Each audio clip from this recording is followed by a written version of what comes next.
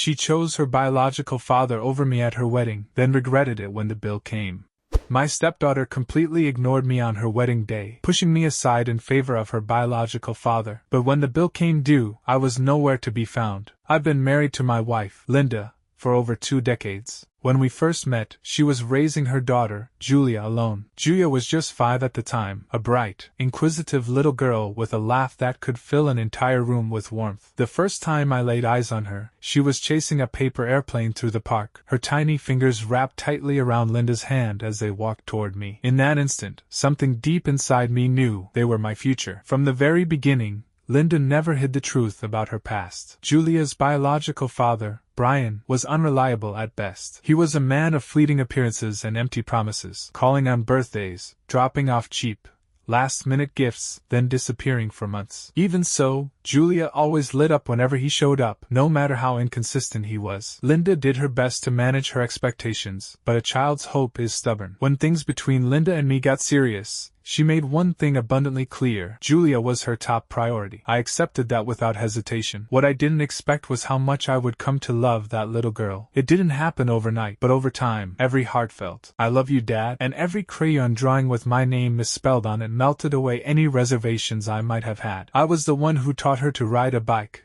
catching her after every fall, wiping away tears from scraped knees. I was there on feverish nights, holding her close while Linda rushed to find the thermometer. When she had her first school recital, I was the one helping her rehearse her lines until she had them down perfectly. On the big day, she peeked nervously from behind the curtain, scanning the crowd until her eyes met mine. That was all the reassurance she needed. I was always there. Brian, on the other hand, was little more than a ghost. He made grand promises. "Next summer, I'll take you to the beach," or "I'll buy you that bike you wanted," but never followed through. Every time he let her down, she cried, and every time, I was the one who picked up the pieces. I never wanted to be the reason she lost faith in her father. As Julia got older, our bond only grew stronger. I was the one attending parent-teacher conferences, helping her pick out a dress for graduation, cheering her on from the bleachers at her games. She called me Dad, not out of obligation, but because that's what I was to her, and in my heart I knew she meant it. That's why what happened next shattered me. When Julia left for college, I supported her every step of the way. I covered most of her tuition, paid for her books, even helped with her rent so she could have a comfortable place to live. It was a financial stretch, but I didn't care. I wanted her to have the opportunities one never did. Brian remained the same as he'd always been, dropping in and out, never contributing a dime, but still telling her, "Your dad is so proud of you." I never complained. I never expected anything in return. The day she graduated, she ran up to me after the ceremony, her eyes filled with tears. "Thank you, Dad," she said, throwing her arms around me. "I couldn't have done this without you." In that moment, every sacrifice felt worth it. So when Julia announced her wedding to Ethan, I was thrilled. I pictured myself walking her down the aisle, a symbolic moment that reflected everything we had been through together. I never voiced the expectation, but deep down, I assumed that honor would be mine. I had been there for every milestone. Why would this be any different? In the weeks leading up to the wedding, excitement filled the air. Julia gushed about her dress, the flowers, the music. As always, I stood by her, offering financial help, paying for part of the reception, chipping in for her dress, covering miscellaneous costs. I never asked for anything in return. I only wanted to be recognized as an important part of her life. Then, the invitation arrived. I opened it with a smile, expecting to see my name in a place of honor. Instead, it was just a standard guest list, nothing special. And then I saw it. Julia had chosen Brian to walk her down the aisle. At first, I thought it had to be a mistake, but when I asked her, her response hit me like a gut punch. "There's only one biological father," she said simply. "I've always wanted to give him this moment." I can't begin to describe the feeling. Years of love, sacrifice, and devotion, brushed aside like they never mattered. But the worst part wasn't just her decision, it was how effortlessly she dismissed me, as if it had never even occurred to her that I might be the one to walk her down that aisle. Her wedding day turned out to be one of the most humiliating experiences of my life. I arrived early, dressed in a tailored suit, and took my seat quietly among the guests. I watched as Brian, who had done nothing but make excuses and disappear for years, walked Julia down the aisle. All eyes were on them. During the speeches, I waited, hoping for even the smallest acknowledgement. None came. I was invisible. Something inside me broke that day. The part of me that had always been willing to sacrifice, to give endlessly, simply shut down. I didn't realize it then, but that moment would change everything. Julia looked stunning as she walked toward her future. She was radiant, just as a bride should be. But for me, that image would forever be tainted with bitterness. Not because I didn't want her to be happy, but because I suddenly understood how disposable I was to her. A week after the wedding, Julia and Ethan left for their honeymoon, a luxury resort on a beautiful beachfront, complete with breathtaking views and top-tier amenities. I didn't ask for details. I couldn't bring myself to engage in conversations about something that had marked the breaking point in our relationship. I wasn't expecting her call when she returned. She barely had time to unpack before she was on the phone, her voice light and casual, as if nothing had happened. She gushed about the trip, the stunning beaches, the surprise candlelit dinner Ethan had planned under the stars. I listened in silence, offering short, detached responses, barely keeping my emotions in check. Then, as if on cue, the conversation took a turn I should have seen coming. "Dad?"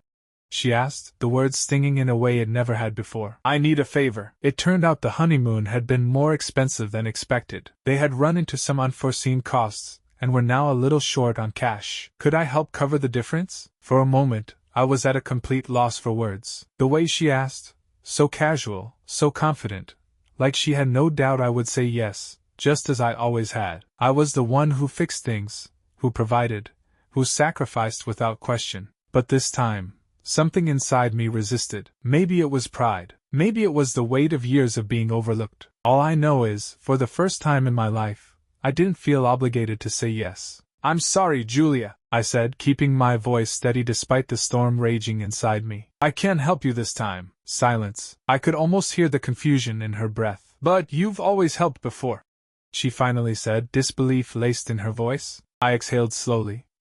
"Maybe you should ask Brian," I told her. "He's your real father, isn't he? Maybe he can help."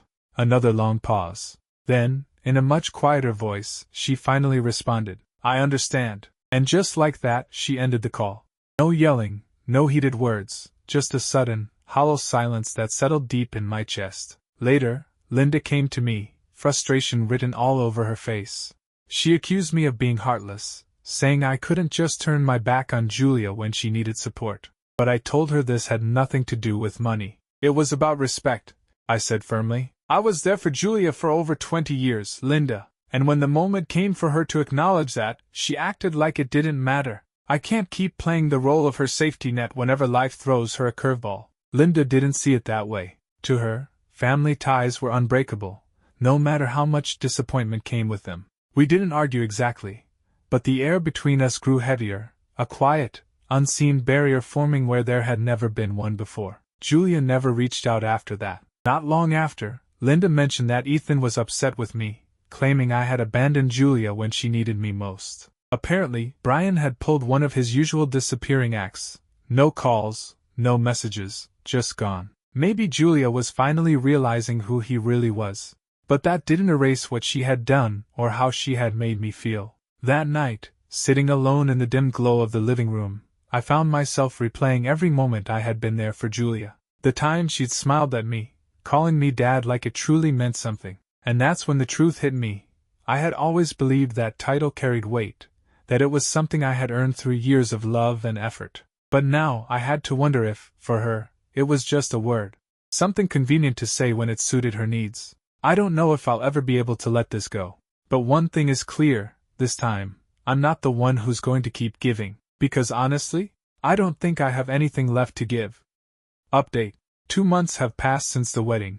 And despite my best efforts to maintain distance, the drama keeps circling back. Linda hasn't stopped trying to bridge the gap between Julia and me, her eyes pleading every time she brings it up. She looks at me as if she's just waiting for me to cave, to return to the man who always said yes. But what she doesn't understand, what she refuses to accept, is that something inside me shifted that day. I can't just go back to pretending like nothing happened. Since the day I refused to pay for Julia's honeymoon, our relationship has completely disintegrated. She hasn't reached out, and while that stung at first, now it feels like peace. No more shallow check-ins that always led to financial requests. No more fake concern that masked a favor waiting to be asked. What did catch me off guard, though, was how quickly trouble found its way into her marriage. Linda, who never stopped keeping tabs on Julia, brought it up over dinner one night, her voice heavy with concern. "They're having money problems," she said, sighing dramatically. "Ethan lost his job, and they're behind on rent." I kept eating, already seeing where this was headed. Linda pushed on. "Don't you think we should step in? She's still our daughter." I set my fork down and exhaled. "I'm not her father anymore, Linda. According to Julia, that title belongs to Brian. So if she's in trouble, she should be asking him." Linda's expression darkened, her eyes filled with disbelief. "How can you just shut her out like this? She's always depended on you." I let out a dry chuckle. "You want to talk about being shut out? That's exactly what she did to me at her wedding. It was like those 20 years meant nothing. If Brian was enough of a father to stand in for the big moments, then he can take responsibility when things fall apart, too." That ended the conversation. Linda got up, plate in hand, and stormed off. That night, we lay in bed with our backs to each other, the silence stretching between us. It hurt, knowing this was pushing a wedge between us, but I couldn't keep sacrificing myself for someone who only saw me as an option when it suited her. Despite everything, Julia didn't take long to reach out. Not directly, though. A week later, my phone buzzed with a message from Ethan, short, but filled with unspoken desperation. "Hey, it's Ethan. Julia's husband. I need to talk to you about something important. Do you have time?" I let the message sit there for a while, rereading it more times than I'd like to admit. I already knew what he wanted: money. It was always money. Eventually, I decided to hear him out. There was nothing to lose. We met at a small cafe. Ethan was already there when I walked in, his foot tapping anxiously against the floor as he stared at an untouched coffee. I slid into the seat across from him, and waited for him to speak first. "Thanks for coming," he finally muttered, though the gratitude felt forced. "I know things haven't been great between you and Julia, but we're in a rough spot and we thought you might be willing to help." There it was, the inevitable request. I kept my face unreadable. "What do you need?" I asked, even though I already knew the answer. Ethan let out a slow breath, his fingers tightening around his coffee cup. "Julia and I have been struggling since the honeymoon. I lost my job, and now we're behind on rent. If we don't pay in 2 weeks, we're getting evicted." I nodded, letting his words settle in before asking the one question he clearly wasn't expecting.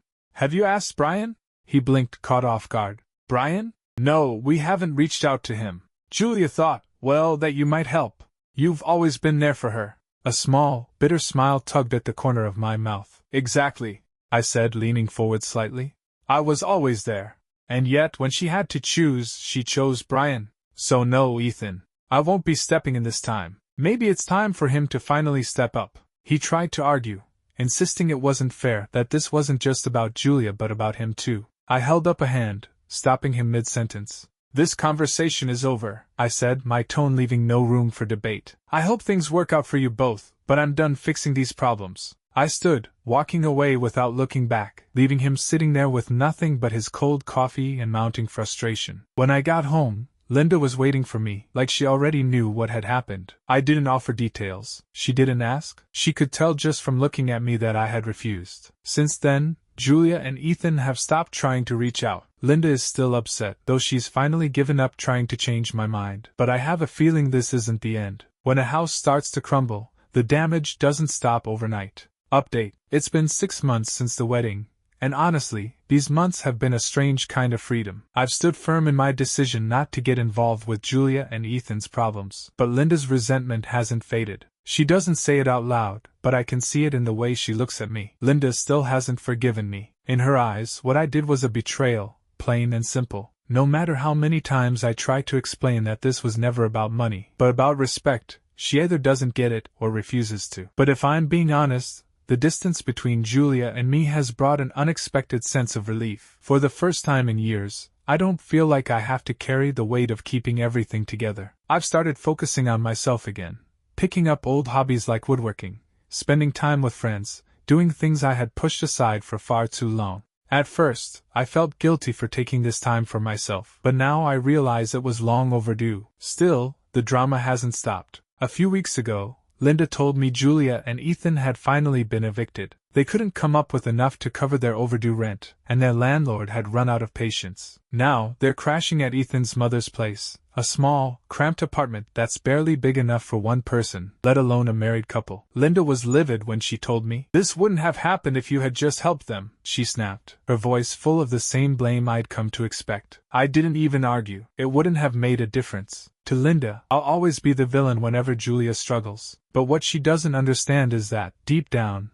I know I did the right thing. Julia made her choice, and now she's facing the consequences. The irony? Brian, the man she chose to elevate, has been completely absent through all of this. When Julia reached out to him for help, he didn't even bother responding. Typical. He's spent his whole life letting people down. But what really gets me is how Julia still seems to hold on to this fantasy of him. Linda mentioned over dinner the other night that Brian promised to help Julia find a new place but keeps delaying it, saying he's waiting for his finances to stabilize. I nearly laughed out loud. "And she believes him?" I asked, not with anger, but with genuine disbelief. "After a lifetime of broken promises, she still thinks he'll come through?" Linda sighed, giving me that same tired look. "He's her father," she said simply, as if that explained everything. That conversation stuck with me. For years I thought I was filling the void Brian left in Julia's life. But maybe I had it all wrong. Maybe I was never competing with his presence, but with the fact that he simply existed. Biology, as unfair as it is, might have mattered more to Julia than anything I did. Then, about a week ago, Julia finally reached out to me. This time,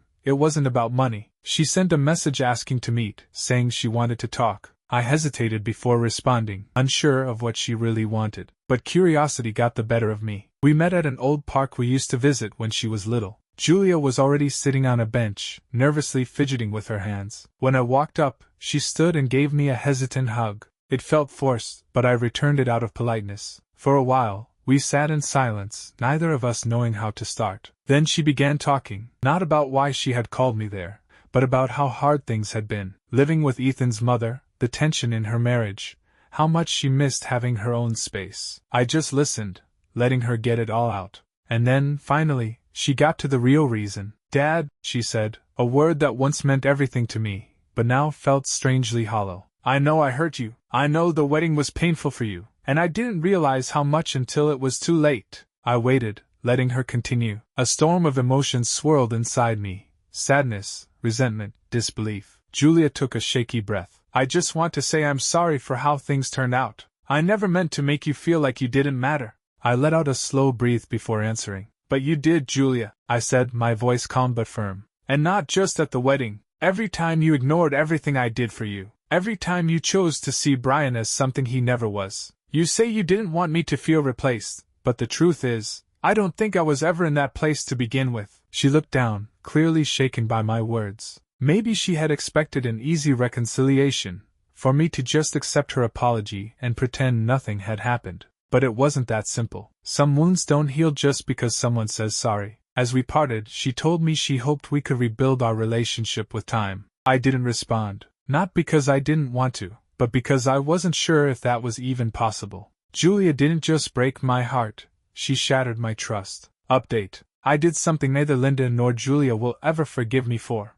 And the truth is, I don't know if I should even ask for forgiveness. Over the past year, since the wedding, my marriage to Linda has fallen apart in ways I never imagined. What started as emotional distance has widened into an uncrossable divide. The love, the connection, even the respect we once had, it's all but gone. We still live under the same roof, but we aren't partners anymore. We don't talk like we used to. We don't spend time together. And intimacy? That's been dead for months. At first, I told myself it was just stress, that we'd find our way back to each other. But the more time passed, the clearer it became. Linda wasn't just hurt. She was resentful. She blamed me for Julia's struggles, and that blame seeped into every part of our marriage. The quiet moments that used to be comforting now feel suffocating. Whenever I try to bridge the gap, she pulls further away. And in the middle of all that emptiness, someone else stepped in. Natalie, Linda's best friend. She's always been around, Julia's fun, carefree, and the one who brought extravagant gifts and told wild stories. But after the wedding, something shifted. She started checking in on me,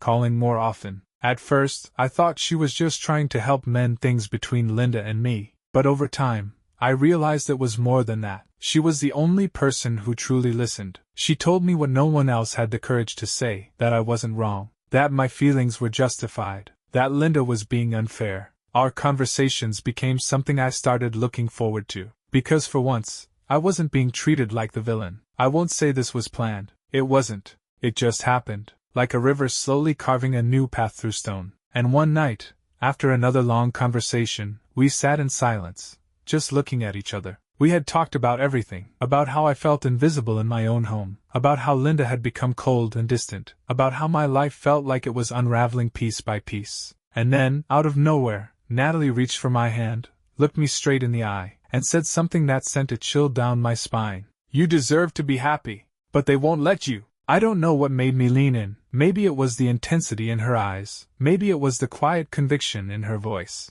But before I could second-guess myself, I kissed her, and she didn't pull away. That night I didn't go home. Instead, I spent the hours with Natalie, talking, laughing, and letting months of bottled-up emotions finally spill out. For the first time in longer than I could remember, I felt noticed, wanted, understood. I know what I'm doing is wrong, but I don't regret it. Natalie has been my escape, my sanctuary. With her, I feel something I lost with Linda, a connection that once meant everything to me. Linda senses something. She watches me carefully when I come home late. Her expression tightens when I step away to check my phone, but she hasn't said a word. Not yet. Natalie struggles with the weight of what we've done, but even with the guilt, either of us would take it back. I know this isn't forever. The moment Linda uncovers the truth, everything will shatter. There will be no undoing it. But for now, I don't feel so alone. Final update. 2 years have passed. When I look back, it all feels like a storm I barely survived. The dust has settled, but the damage is still there,